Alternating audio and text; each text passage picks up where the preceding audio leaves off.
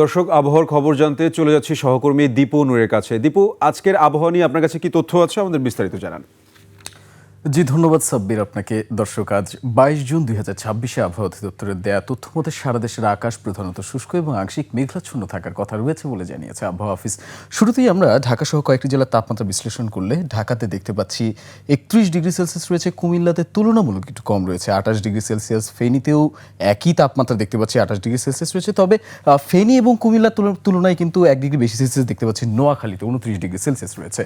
গত 24 ঘন্টায় কিন্তু সর্বোচ্চ তাপমাত্রা রেকর্ড করা হয় রাজশাহীতে, যা ছিল 36 ডিগ্রি সেলসিয়াস। বিপরীতে সর্বনিম্ন তাপমাত্রা রেকর্ড করা হয়েছে সিলেটে, যা ছিল 23 ডিগ্রি সেলসিয়াস।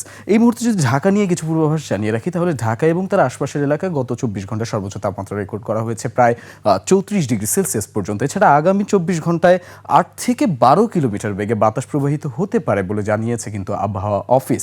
এছাড়া ঢাকার বাতাসের আপেক্ষিক আর্দ্রতা সর্বোচ্চ প্রায় রেকর্ড করা হয় 97% আপেক্ষিক আর্দ্রতা।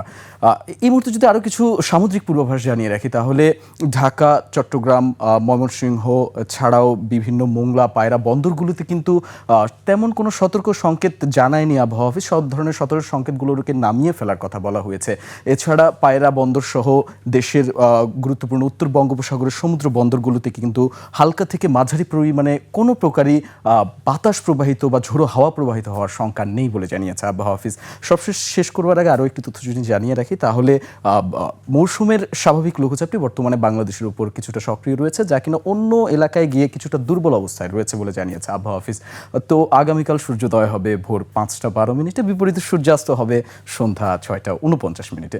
তো এই ছিল আজকের মতো আবহাওয়ার কাছে আবহাওয়ার তথ্য। ফিরে যাচ্ছি স্টুডিওতে সাব্বিরের কাছে। সাব্বির। দীপু, ধন্যবাদ আমাদের সাথে যুক্ত হওয়ার জন্য।